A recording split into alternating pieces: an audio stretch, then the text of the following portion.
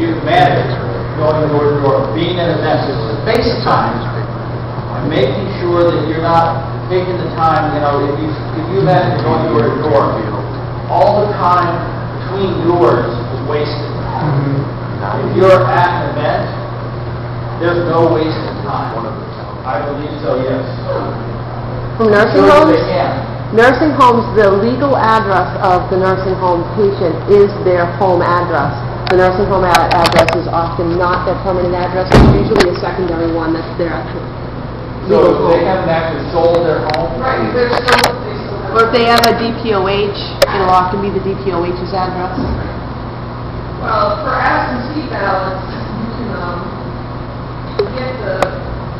Well, depending on time, yeah, I'm spoiled because I have information there. Do you ever use like telephone? Do a telephone type? I haven't, no. That's usually done in the last throes of the campaign, not usually done up front. It also depends on the character of your district. I mean, I have a relatively rural district.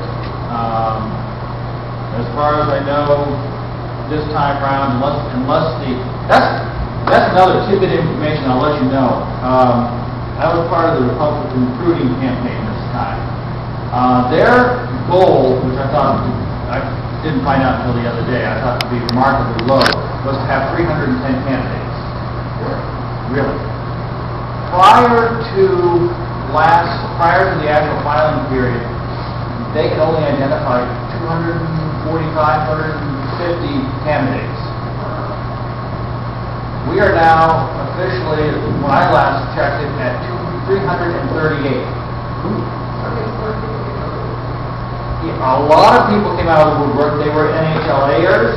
They were other. I had, you know, I'm part of the New Hampshire State Guard Study Group. We had 4 candidates come out of there that just, I mean, people were not telling the state party they were running.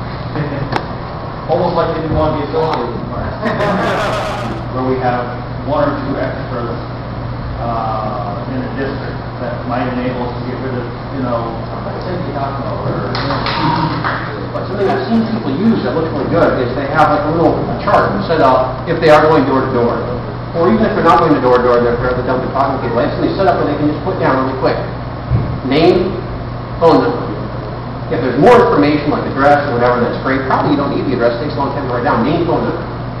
And like a little checkbox like willing to help or, you know, definitely on my side.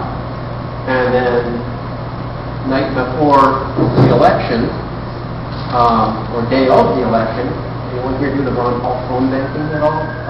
Every person in this room, including you, has to write a letter to the editor before the end of the week for your candidate.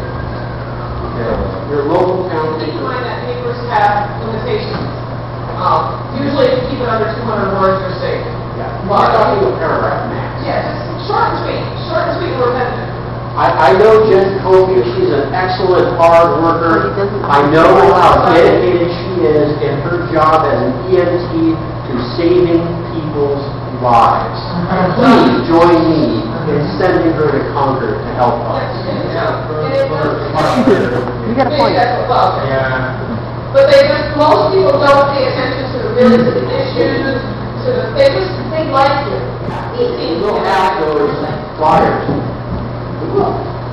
showing the incumbents and how they did. Right. That it came from the Liberty Alliance, because then people know for sure that it's some candidate that the Liberty Alliance wants to be helping, because you know what's going to happen. Somebody who doesn't fit the